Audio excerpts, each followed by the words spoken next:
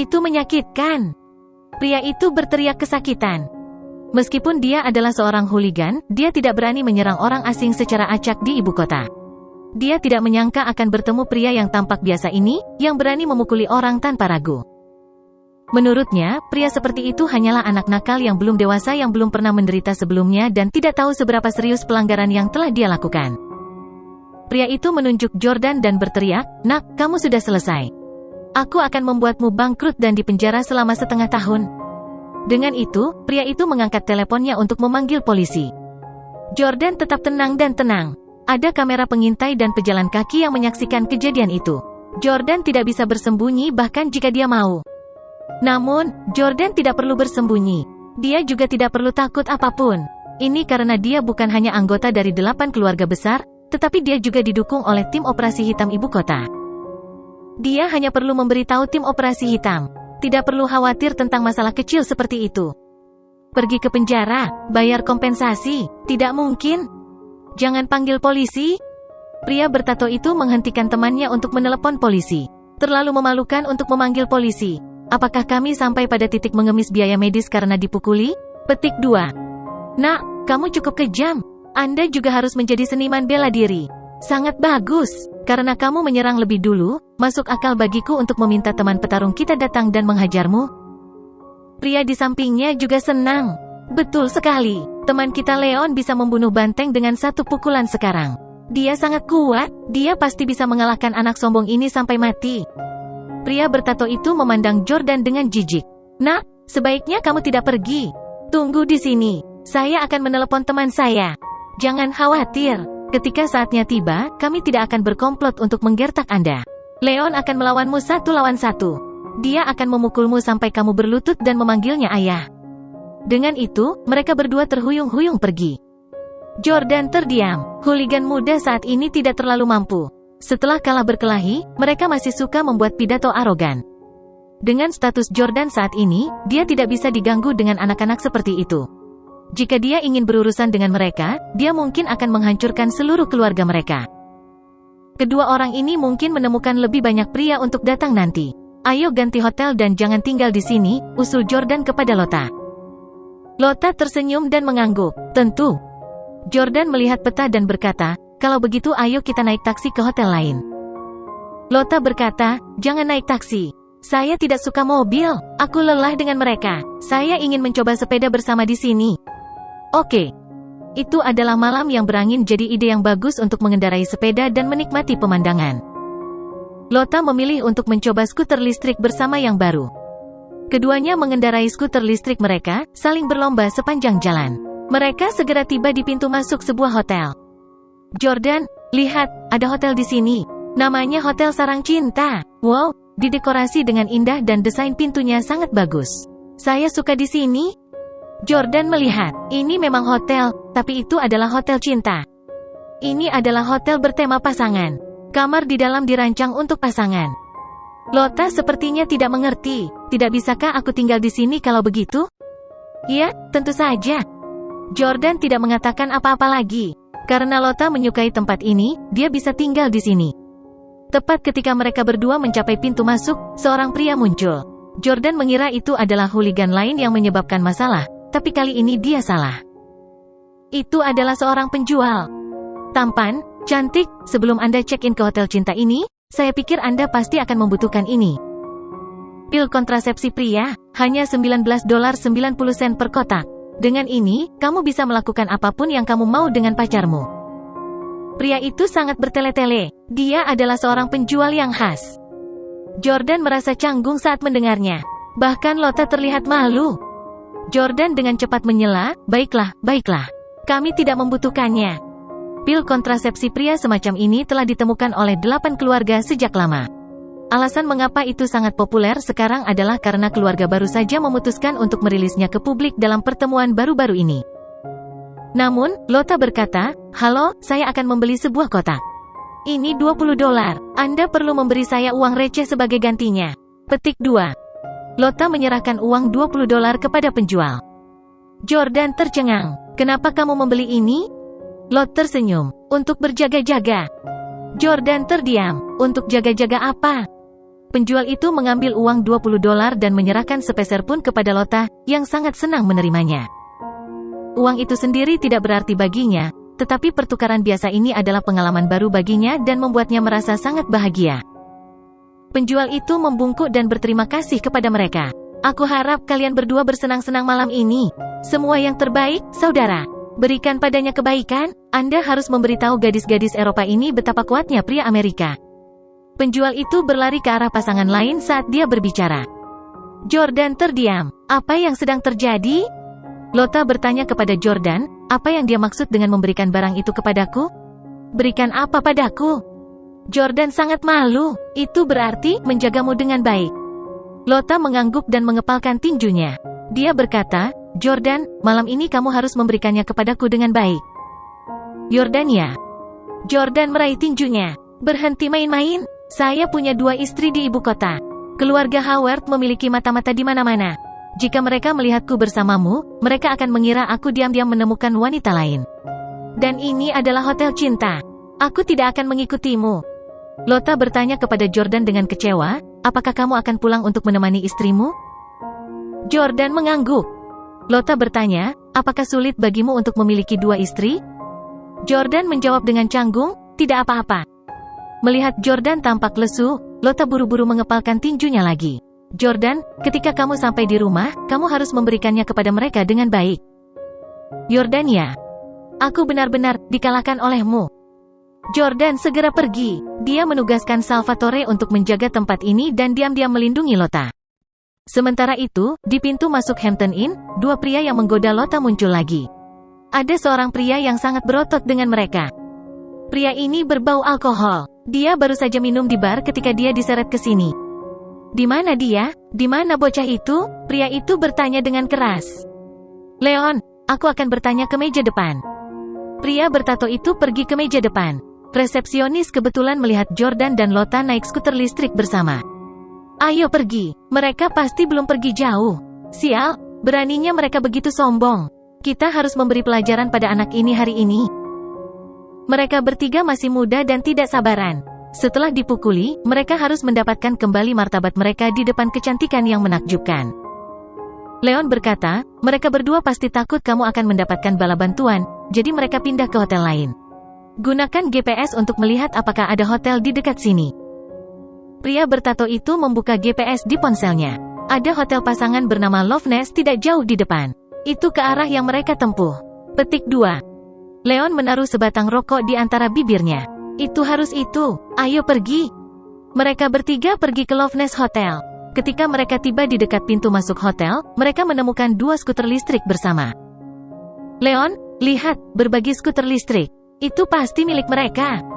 Karena layanan berbagi skuter listrik baru saja diluncurkan, itu belum merajalela di ibu kota. Hanya ada 2 skuter listrik di sekitarnya.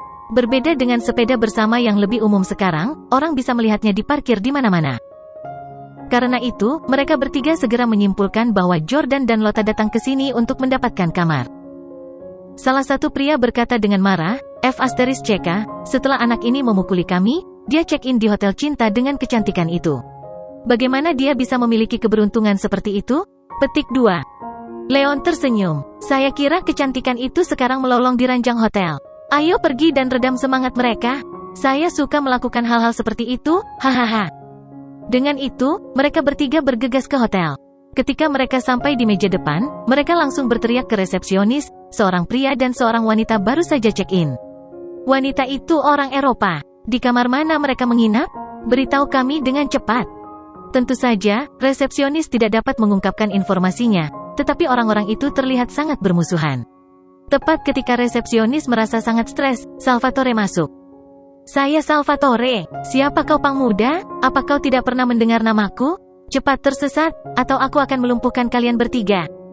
Salvatore berjalan masuk dengan acuh tak acuh, tidak menganggap serius mereka bertiga.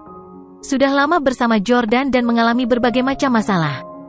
Bagaimana bisa beberapa hooligan muda dibandingkan dengan lawan yang biasa ditemui Salvatore? Leon melirik Salvatore. Oh, pasangan yang berzina itu punya anjing penjaga? Salvatore berubah serius pada penghinaan itu. Kamu telah kehilangan kesempatan untuk memohon belas kasihan. Mari kita melangkah keluar. Saya tidak ingin mengacaukan hotel ini. Leon tersenyum percaya diri. Baik. Mereka bertiga mengikuti Salvatore keluar. Salvatore secara khusus memilih tempat gelap tanpa kamera. Tanpa diduga, mereka bertiga tidak takut sama sekali dan mengikuti Salvatore dengan gembira. Leon tersenyum pada Salvatore. Aku berkata, siapa namamu lagi? Apakah itu bodoh? Anda benar-benar memilih tempat terpencil seperti itu. Petik 2. Hehe, bukankah kamu menggali kuburanmu sendiri? Hahaha. Ketiga pria itu tertawa dengan percaya diri.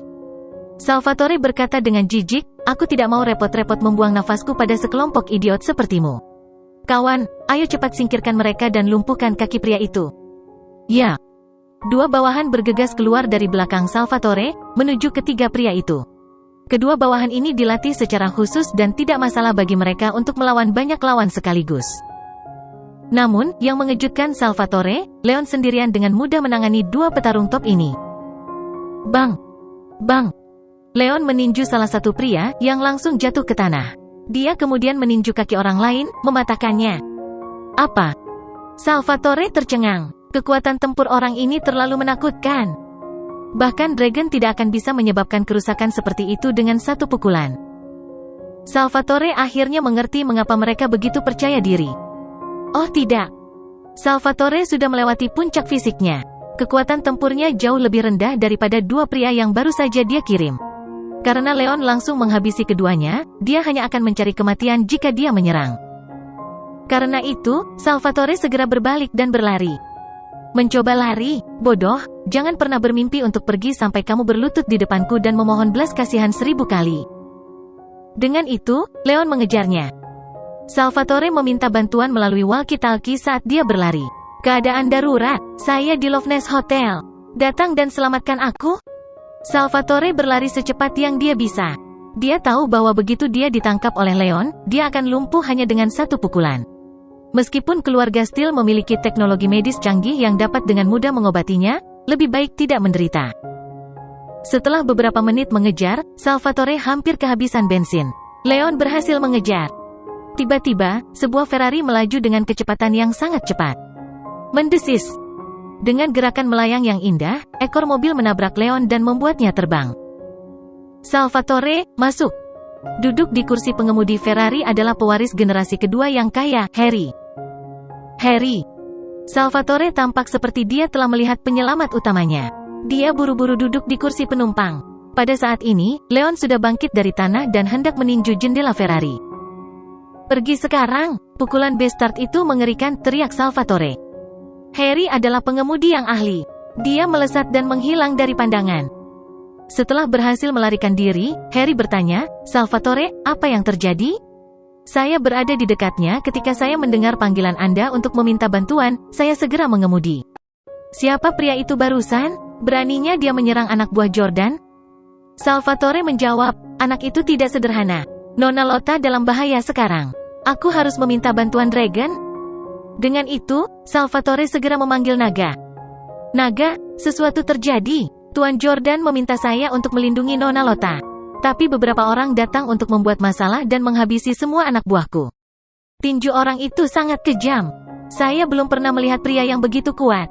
Naga, kamu harus masuk. Salvatore melaporkan. Naga berkata, Hotel Sarang Cinta kan? Baiklah, saya mengerti. Aku bisa sampai di sana dalam 2 menit. Salvatore berkata, ya, Harry dan aku akan menjemputmu di dekat sini. Saat ini, Leon dan teman-temannya sudah sampai di meja depan Loveness Hotel. Cepat dan beritahu kami, di kamar mana Jalang Genit itu sekarang? Leon menggedor meja depan begitu keras sehingga rasanya seperti akan runtuh. Resepsionis gemetar ketakutan. Di kamar 301. Ayo pergi. Leon dengan cepat membawa mereka ke atas. Bang, bang, bang. Ketika mereka tiba di kamar 301, pria bertato itu dengan cepat mengetuk pintu. Lotta yang berada di dalam kamar mengira Jordan telah kembali untuk mencarinya. Dia melompati dengan bersemangat dan membuka pintu tanpa memeriksa. Jordania.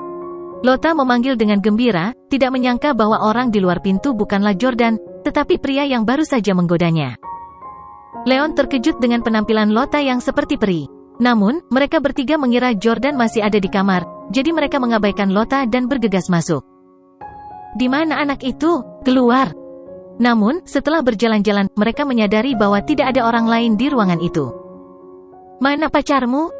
Pria bertato itu bertanya dengan marah. Jordan telah menendangnya dan sekarang dia memiliki Leon untuk membantunya, dia harus membalas budi. Sekarang, keinginan untuk menghajar Jordan bahkan lebih kuat daripada menikmati keindahan di hadapannya ini. Ketika Leon melihat bahwa Lota sendirian di kamar, dia menilainya dengan senyum jahat.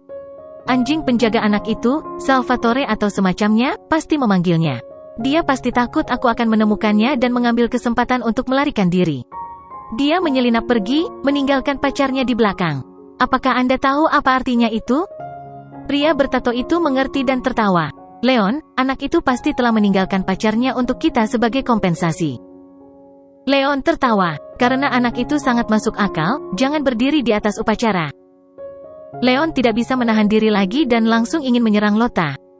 Lota selalu disembunyikan dengan baik oleh keluarga Handley dan tidak pernah berinteraksi dengan siapapun dari dunia luar. Dia tidak tahu bahaya masyarakat. Gadis naif itu tidak tahu bahwa ketiga pria ini akan menyerangnya. Pada saat ini, naga muncul. Suara mendesing. Dia melemparkan anak panah ke udara. Anak panah itu terbang dengan kecepatan kilat dan mengenai salah satu tangan Leon. Percikan. Darah menyembur keluar. "Ah!" Leon berteriak kesakitan. "Siapa ini?" Pria bertato itu terkejut. Ketika dia melihat naga, dia sedikit takut. Namun, dia tahu seberapa kuat Leon dan mempertahankan kesombongannya. Satu lagi telah datang untuk mati. "Leon, pukul wajahnya." Leon juga sangat marah. "Beraninya kau melukai tanganku? Apakah kamu tahu bahwa tanganku lebih berharga daripada tangan seorang pianis kelas dunia?" Petik 2. "Ah!" Dengan itu, Leon bergegas menuju Dragon, melambaikan tinjunya yang lain padanya. Namun, kecepatannya seperti gerakan lambat di mata naga. Naga dengan cepat mengelak dan meninjunya. Bang! Pihak lain tidak jatuh. Bang! Dragon meninju Leon lagi di tempat yang sama. Dia tetap berdiri. Menarik. Naga sedikit terkejut. Dia tidak berharap pihak lain menjadi begitu luar biasa. Di dunia ini, tidak banyak orang yang bisa menerima 2 pukulan dari naga dan tetap berdiri. Bang! Dragon menggunakan semua kekuatannya dan melemparkan pukulan lain. Jika pukulan ini mengenai orang biasa, itu akan berakibat fatal. Puff! Leon memuntahkan seteguk darah dan jatuh ke tanah. Leon! Leon dikalahkan. 2 pria lainnya sepertinya tidak bisa mempercayai fakta ini. Pada saat ini, Salvatore dan Harry berjalan dengan lebih dari 10 bawahan di belakang mereka. Ketika Leon melihat ini, dia tahu bahwa dia tidak bisa menang apapun yang terjadi. Dia berkata kepada Dragon, "Jika bukan karena kecepatanmu, kamu pasti akan kalah dariku dalam kekuatan murni. Itu saja untuk hari ini. Aku akan datang mencarimu lagi." Dengan itu, Leon bergegas ke jendela dan menghancurkan jendela kamar hotel dengan pukulan. Kaca itu anti pecah tetapi masih pecah berkeping-keping. Melompat. Leon berteriak dan melompat keluar jendela terlebih dahulu. 2 lainnya dengan cepat melompat turun juga. Salvatore buru-buru meminta maaf kepada Lota. "Nona Lota, saya minta maaf. Aku gagal dalam tugasku dan membiarkan para hooligan ini mengganggumu. Tolong hukum aku." Lota menggaruk kepalanya dengan bodoh. "Sebenarnya, aku masih tidak tahu apa yang terjadi. Aku baru saja melihat orang itu menghancurkan kaca tebal dengan 1 pukulan. Dia terlihat sangat kuat." Naga menatap Lota. "Nona Smith, orang itu barusan bukan hooligan biasa. Dia sangat kuat dan memiliki pertahanan yang kuat. Jika saya datang sedikit lebih lambat, Anda mungkin akan menemui kemalangan. Demi keselamatan Anda, saya pribadi akan menjaga Anda malam ini. Harap yakinlah." Petik 2. Dragon masih memikirkan kekuatan luar biasa Leon. Keterampilan bertarung orang ini hanya pada level pemula. Tapi mengapa kekuatannya begitu mencengangkan? Naga tidak bisa mengerti. 1 jam kemudian, Leon dan 2 lainnya tiba di hutan di luar ibu kota. Di bawah langit malam, sesosok berdiri di depan sebuah pohon besar. Tiba-tiba, dia melemparkan pukulan. Pohon itu roboh. Pohon sebesar itu mungkin membutuhkan waktu puluhan tahun untuk mencapai ukuran ini, tetapi pohon itu dirobohkan oleh 1 pukulan dari pria itu. Siapapun yang menyaksikan kekuatan ini hampir tidak akan mempercayai mata mereka sendiri. F***CK, apakah ini nyata? Dia merobohkan pohon dengan 1 pukulan? Pria bertato dan temannya terperangah. Sebenarnya, ini adalah pertama kalinya mereka datang ke sini. Ini adalah pertama kalinya Leon membawa mereka untuk melihat orang ini. Namun, Leon sudah terbiasa dengan pemandangan itu. Leon bergegas mendekat, mencengkeram tempat di mana Dragon telah memukulnya. Itu masih sakit, menyebabkan dia bergerak goyah. Tuan Yamamoto, saya dipukuli. Tolong balas dendam padaku. Petik 2. Leon berlutut di depan pria itu. Ketika dua lainnya melihat ini, mereka segera berlutut juga. Salam, Tuan Yamamoto. Salam, Tuan Yamamoto. Kami adalah teman Leon. Kami mendengar bahwa Lord Yamamoto sangat kuat. Tolong bantu kami. Orang bernama Yamamoto ini jelas orang Jepang. Nama lengkapnya adalah Yamamoto Kazuo. Yamamoto Kazuo memandang mereka bertiga seolah-olah mereka adalah budak. Dia kemudian berkata kepada Leon, kamu minum obatku untuk meningkatkan fisikmu. Kekuatanmu saat ini bukanlah sesuatu yang bisa dibandingkan dengan orang biasa. Namun, kamu masih dipukuli. Sampah. Leon sangat malu. Orang itu terlalu cepat. Dia menghindari seranganku. Serangannya sendiri seperti kilat. Saat aku mengangkat tanganku, tinjunya sudah terbang. Jika kita bersaing murni pada kekuatan, aku pasti tidak akan kalah darinya. Yamamoto Kazuo tertawa terbahak-bahak. Ketika berbicara tentang pertempuran, kecepatan adalah raja. Apakah saya akan menunggu Anda untuk menyerang lebih dulu? Kamu tidak berguna. Aku menyesal membuang pil berharga itu ke tempat sampah sepertimu. Uhuk. Leon sangat kesal dengan kata-katanya. Dia sekarang terluka secara fisik dan emosional. Dia terus batuk sampai darah keluar. Oh, Anda terluka. Bagaimana Anda terluka? Anda memakan obat ilahi yang diberikan oleh keluarga bangsawan Miyamoto. Pertahanan Anda telah lama melampaui orang biasa. Bahkan jika orang itu cepat, tidak mungkin dia bisa menembus pertahananmu. Ekspresi terkejut ada di wajah Yamamoto Kazuo.